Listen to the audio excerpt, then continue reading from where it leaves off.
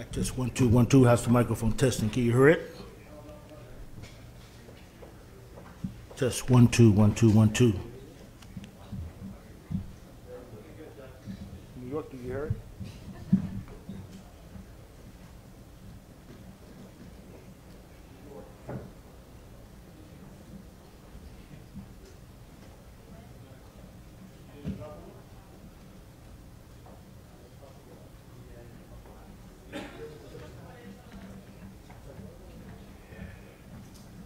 Mic test 1 2 1 2. Microphone tested 1 2 3 1 2 3. How is it?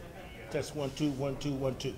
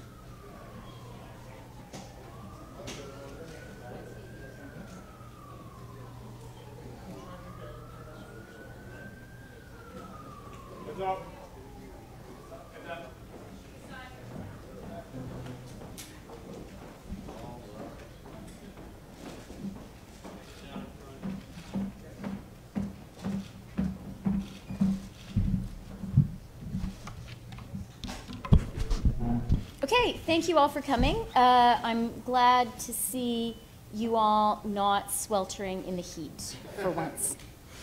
I'll make a few remarks and then I'm happy to take questions. Nous continuons de travailler très très fort et nous faisons du progrès. Nous ne sommes pas encore tout à fait là. C'est un accord très complexe, alors nous allons continuer. Comme je l'ai dit depuis le début, notre objectif dans ces discussions est de mettre à jour et moderniser l'ALENA de manière à ce que ça soit bon pour les Canadiens, bon pour les Américains et bon pour les Mexicains. Nous savons qu'un accord gagnant, gagnant, gagnant est à notre portée. C'est ce sur quoi nous travaillons. Avec une bonne volonté et de la flexibilité de la part de tous, je sais que nous pouvons y arriver.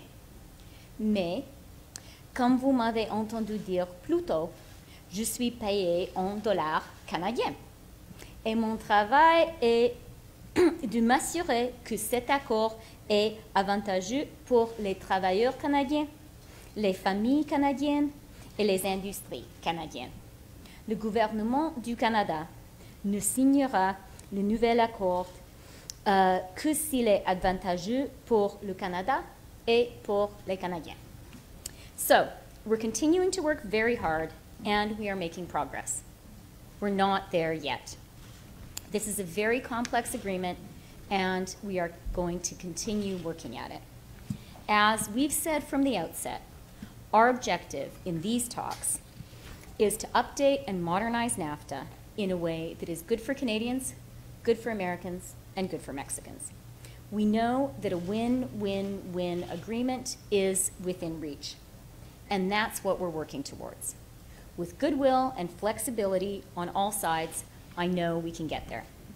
But as certainly the Canadians here have heard me say before, I'm paid in Canadian dollars. And my job is to ensure that this agreement works for Canadian workers, Canadian families, and Canadian business. The Government of Canada will not sign an agreement unless it's good for Canada and good for Canadians. And just in conclusion and before answering your questions, I'd like to thank Ambassador Lighthizer and his team. They have worked hard and in good faith with us for more than a year, including some very intense days this week. We've made good progress, but there's still work to be done. We'll pass to questions now. Please identify yourself and your outlet. We'll do questions from the line here. One question, no follow-ups. If you want to follow up, get back in line. Thanks.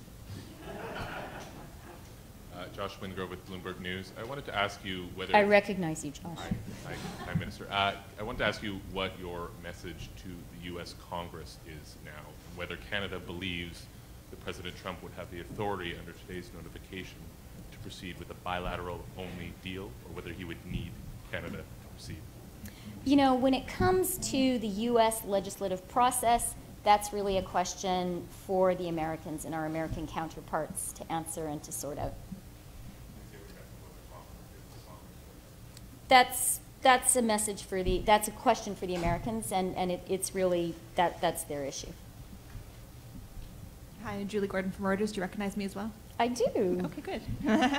I mean, we keep hearing that Chapter 19 and dairy are the two main sticking points. Which of those two is not negotiable, and are there any other sticking points or things you can tell us about? So as I said to the hardy reporters who were camped outside USTR earlier this week, Ambassador Lighthizer and I agreed that given the absolute intensity of the negotiations right now, we wouldn't be negotiating in public. So I'm not going to talk about specific issues. Hi, Minister Freeland. Sorry, Lawrence. Mackenzie Gray from CTV. President Trump had said that today was a deadline for the NAFTA negotiations. It seems like they could continue going forward on Wednesday. Are there any real deadlines to make sure that there is a NAFTA deal, and if so, what is that deadline? For Canada, the focus is on getting a good deal. And once we have a good deal for Canada, we'll be done.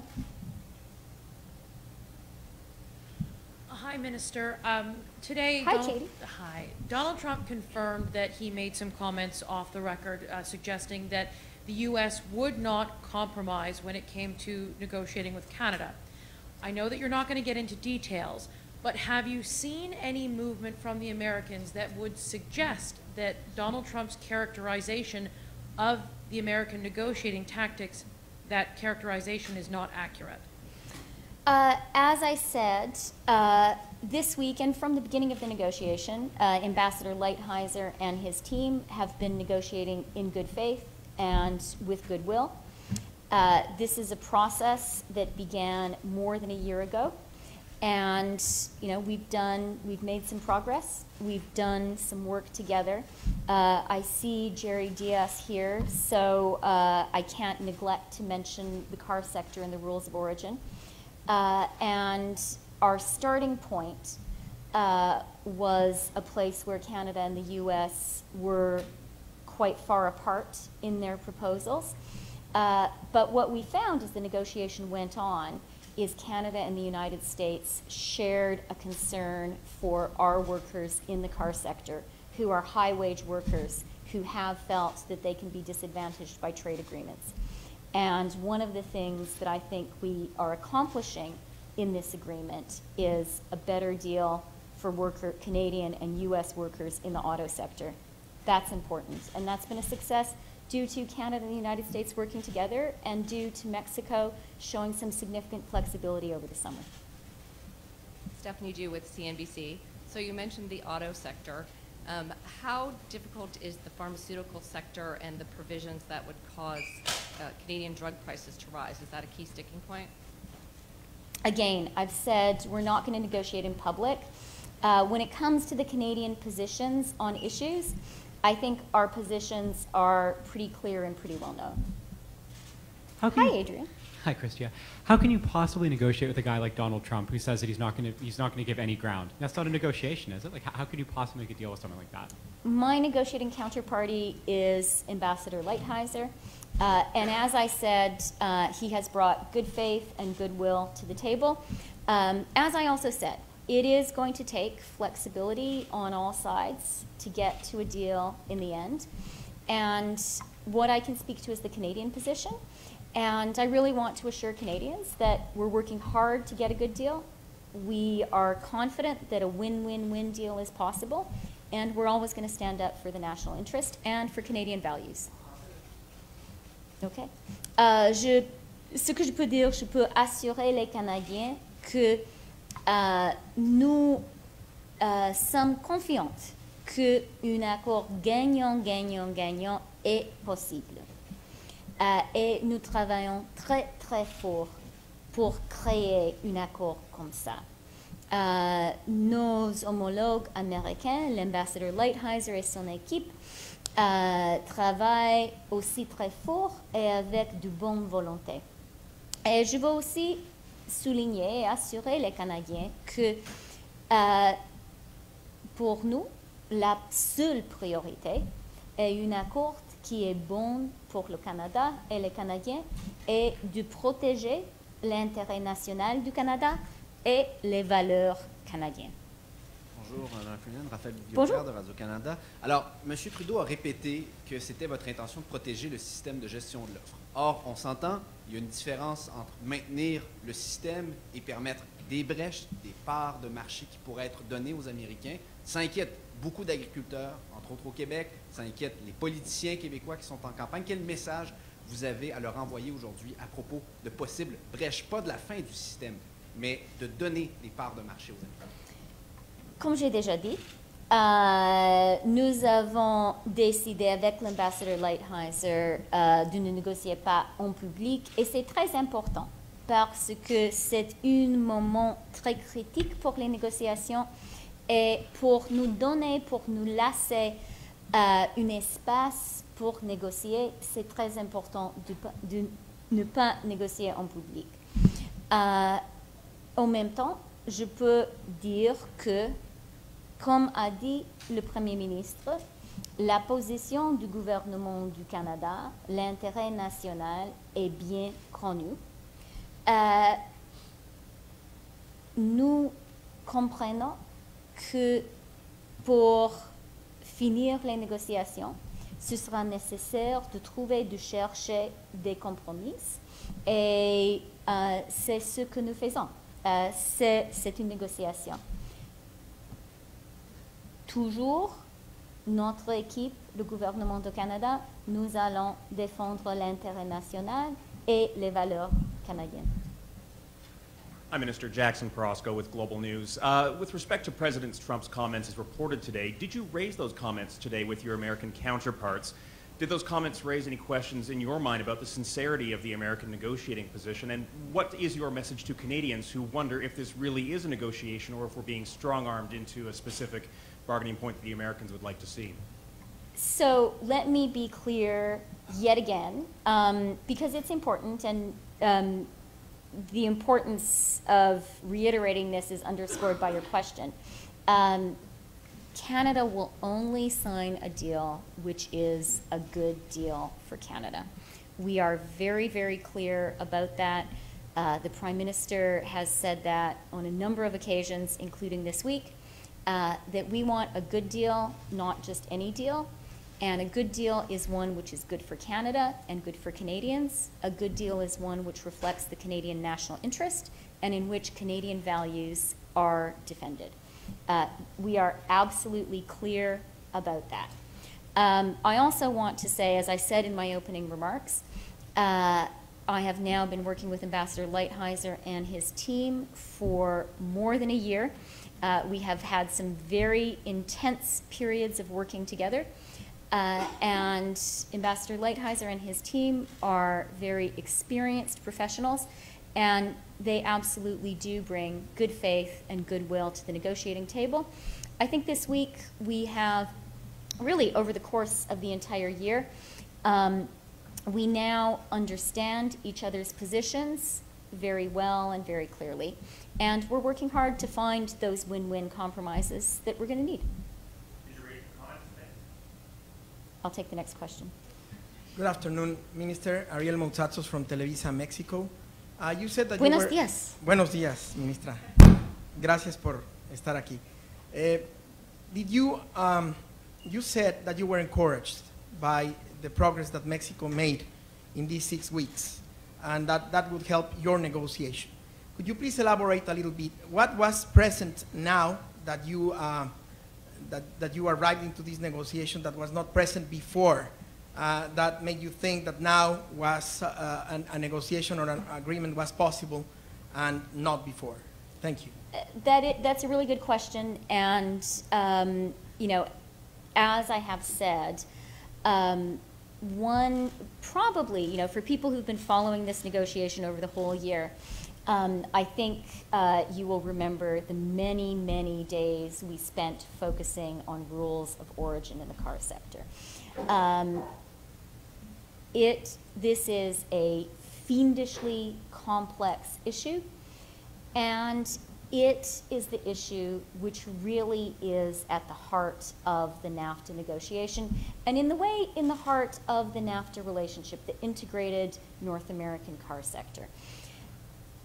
We have spent, for more than a year, all 3 countries have focused a lot of attention on the rules of origin, and I want to take an opportunity to thank the Canadian negotiating team, which put forward some important ideas on rules of origin, particularly around the time of the Montreal round. But rules of origin are really, really complicated, and in order to achieve the landing zone which we've found, some big changes were required to be made by Mexico in particular.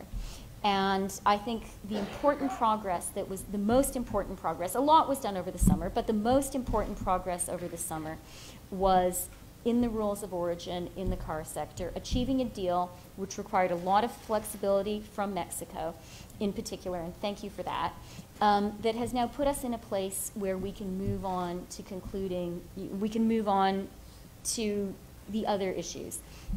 And the rules of origin agreement that was achieved, I think, has particular value for my government because our priority has always been middle-class Canadians and people working hard to join the middle class. And we understand the pressures on working Canadians in the 21st century economy. And we understand that working Canadians have sometimes felt that trade agreements have hurt them and hurt their interests.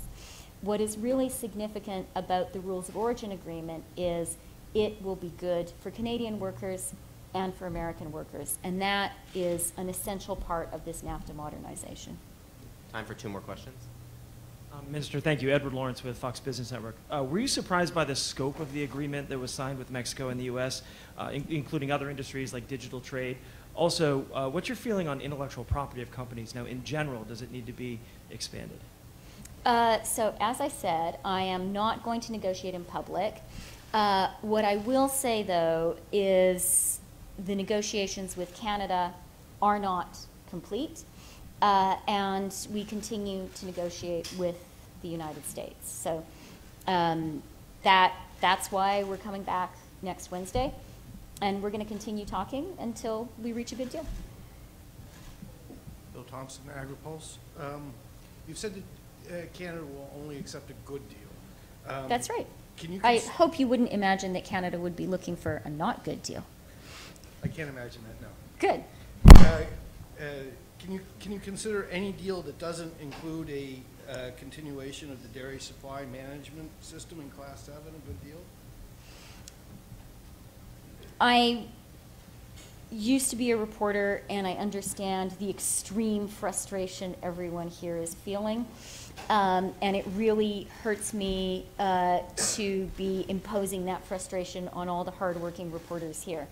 But let me just reiterate that the Canadian national interest and Canadian values are at the core of our negotiating approach and our negotiating priorities. The core Canadian positions are well known, I think, by everyone and certainly by our negotiating partners. And having said that, really, as we are in this intense period, I am absolutely convinced, and Ambassador Lighthizer and I agreed, that the best way to get a good deal was not to be negotiating in public, and I'm going to stay true to that agreement. Thank you, Minister. Inside U.S. Trade. I wanted to ask about the steel and aluminum tariffs. Will Canada accept a deal that doesn't include lifting those tariffs? And would you accept some kind of quota arrangement that some of the other countries that have? Thank you. So on the 232 steel and aluminum tariffs, Canada has said from the very outset of the 232 considerations that this was an issue entirely separate from NAFTA, and that is not an opinion, that is a matter of fact. Section 232 is a national security consideration. It is not one of the NAFTA negotiating chapters. Having said that, we very much are opposed to these tariffs. They are unjustified and they are illegal. The notion that somehow Canadian steel or aluminum could pose a national security threat to the United States is frankly absurd. We are very clear about that. That's all the time we have. Thanks, everyone. Okay, thank you very much. I imagine I'll be seeing quite a few of you next Wednesday. I look forward to that.